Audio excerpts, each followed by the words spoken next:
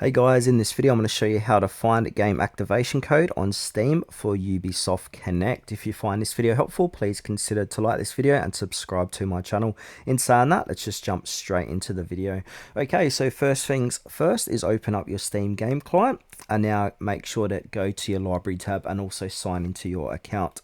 Now you're going to be brought to all your games inside of Steam. So go ahead and find the game activation code on the particular game. So for example, this is just purely for demonstration purposes. I'm going to click on Albion Online and click on Manage. And then on Manage, you should see CD keys, but this doesn't have one. So basically, if the CD key entry appears, you'll see the activation key there. Just simply copy it. And then from there, just go ahead and open up Ubisoft Connect, or the Ubisoft activation prompt that appears when you run the game. Now, if Ubisoft asks for a key, paste the key you copied.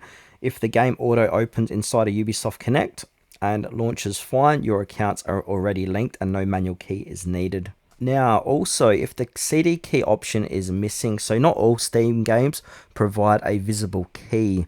So many Ubisoft modern titles use automatic activation linking and won't show a CD key in Steam. If there's no key, try launching the game. Ubisoft Connect may detect and link it automatically.